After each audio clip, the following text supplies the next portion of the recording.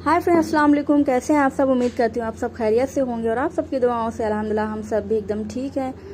तो वेलकम आपका हमारे एक और न्यू व्लॉग में।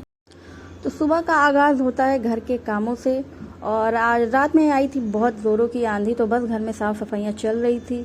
तो साफ़ सफाइयाँ करने के बाद आ जाते हैं अपने किचन में खाना बनाने के लिए। तो मैं लगा रही थी यहाँ पे दाल में तड़का, और आज खाने में मैंने बनाया था दाल, और यहाँ पे बने थे मटन और राइस बने थे, और मैंने बनाई थी रोटी। तो यही थे खाने में, लेकिन गोश्त खाने का मेरा मन नहीं था, तो मैं अपने लिए यहाँ पे बना रही थी एग फ्राई बना रही थी मैं यहाँ पे अपने लिए।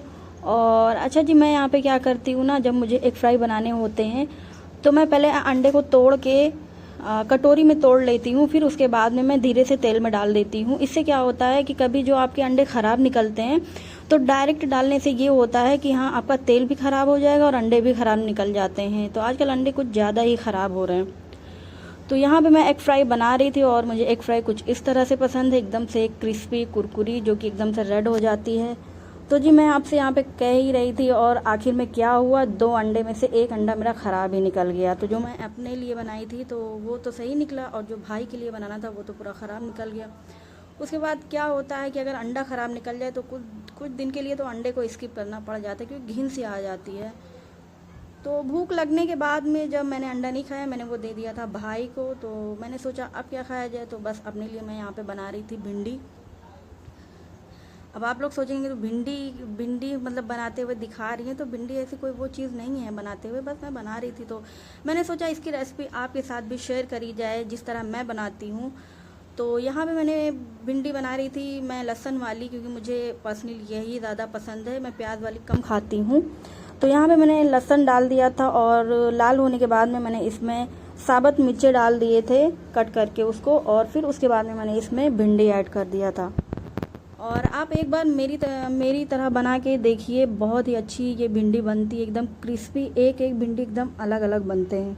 तो इस तरह से आप लोग एक बार ट्राई ज़रूर कीजिएगा। उसके बाद मैंने यहाँ पे हरी मिर्ची ऐड कर दिए थे लास्ट में। तो ये जो भिंडी बनती है इसमें ना थोड़े से तेल जो होते हैं वो ज़्यादा जाते हैं, और इसको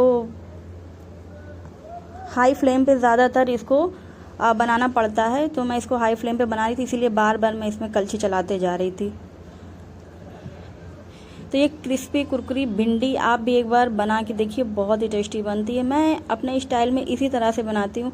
अच्छा जी, बहुत लोग क्या करते हैं कि मैंने बहुत लोगों के यहाँ देखा है कि भिंडी जिनके यहाँ बनती है तो उनके यहाँ काफ़ी झाग से होते हैं भिंडी में, लेकिन मैं जिस तरह से बनाती हूँ मेरी भिंडी में बिल्कुल भी झाग नहीं है। तो एक एक भिंडी अलग अलग कुरकुरी सी बनती है, और इस तरह से इतनी टेस्टी बनती है कि आप अगर भिंडी नहीं भी खाते हैं ना तो भी खाने लगेंगे, इतनी अच्छी ये भिंडी बनती है। तो जो झाग वाली भिंडी जिनके यहाँ बनती है वो क्या करते हैं कि भिंडी को बघारने के बाद में ना क्या करते हैं, पहले ही नमक ऐड कर देते हैं, और नमक पहले नहीं ऐड करना चाहिए। तो मैं भिंडी में नमक कब ऐड करती हूँ, जब मेरी भिंडी आधा बन जाती है, फिर उसके बाद में मैं यहाँ पे नमक शामिल करती हूँ। उससे क्या होता है कि एक एक भिंडी हमारे जो है अलग अलग बनते हैं। और ये देखिए यहाँ पे कितने अच्छे हमारी भिंडी जो है बन के रेडी हो चुकी है, और कितना ज़्यादा मैंने डाला था और अब बनने के बाद में कितना कम हो गया है। तो ये बहुत लाजवाब बने थे, आप भी एक बार ज़रूर ट्राई करिए। अगर आप इस तरह से बनाते हैं तो मुझे बताइएगा ज़रूर, और नहीं बनाते तो एक बार बना के देखिए, बहुत ही ज़्यादा ये अच्छी बनती है। तो फिर खाना हो गया था हमारा, और शाम में हमें जाना था, दावत आई थी, तो रज्जगे की दावत थी यहाँ पे, तो हम लोग जा रहे थे बस रेडी होके। और यहाँ पे इन्होंने कुछ डेकोरेशन करवाई थी बलून की, जो कि अच्छी लग रही थी। तो हम लोग पहुँच गए थे यहाँ पे खाना खाने के लिए।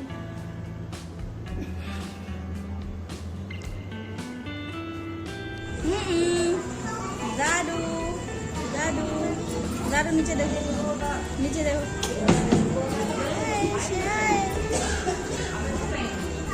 खराब है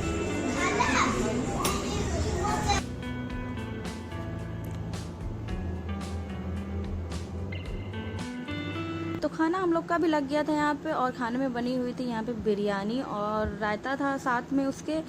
तो बिरयानी के साथ जब तक मुझे रायता नहीं मिलता तब तक मैं बिरयानी खाना शुरू नहीं करती। तो जब मुझे मिला तभी मैंने खाया। और मैं यहाँ पे रात में बैठी हुई थी छत पे, जो कि ठंडी ठंडी हवा भी चल रही थी, और यहाँ पे डीजे वगैरह का इंतज़ाम था घर के सामने ही। तो बस हो गया था नेक्स्ट डे और सुबह सुबह मैं आ गई थी छत पे कपड़े उतारने के लिए, क्योंकि शाम में ही मैंने फैलाए हुए थे। तो कुछ यहाँ पे सूखे थे, कुछ नहीं सूखे थे। जो सूख गए थे वो मैंने उतार लिए थे और जो अभी गीले थे वो मैंने यहीं पे फैला दिया था। तो सारे कपड़े वगैरह उतार के हमने यहाँ पे रख के फिर दोपहर में हमें जाना था दावत में।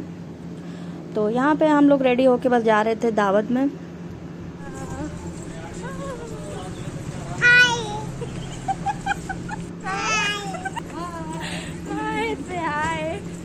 कहाँ जा रही हो?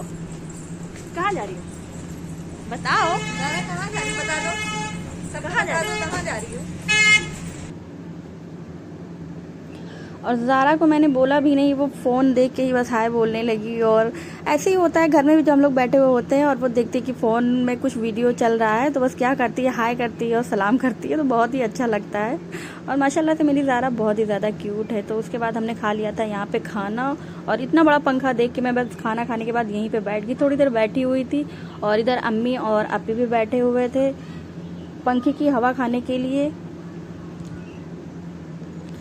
और यहाँ पे मैं और अम्मी और पीछे बच्चे खेल रहे थे। तो यहाँ पे ज़ारा भी गई खेलने लगी थी। तो बस थोड़ी देर हम यहाँ पे बैठ गए थे और उसके बाद हम आ गए थे घर पे। और आते ही हमें मिली ये ठंडी ठंडी ऑरेंज फ्लेवर की आइसक्रीम, जो कि बहुत ही ज़्यादा अच्छी थी। और शाम में आ गया था शादी से खाना, और जबकि खाना मैंने पहले ही बना लिया था। और यहाँ पे इतने सारे खाना भी आ गए थे, सालन थे, चावल थे। चावल को मैंने कढ़ाई में ही खाली कर लिया था, क्योंकि मेरे पास बर्तन नहीं बचे थे। बर्तन मैंने जो खाना बनाया था तो सारे बर्तन उसी में बिजी हो गए थे। और यहाँ पे थे रोटी। तो खाना काफ़ी ज़्यादा उन्होंने भेज दिया था। और हम लोगों ने तो थोड़ा देर में ही खाना खाया था, इतनी टाइम हम लोग खाना खाएंगे नहीं, तो बस हमने फ्रिज में लगा दिया था।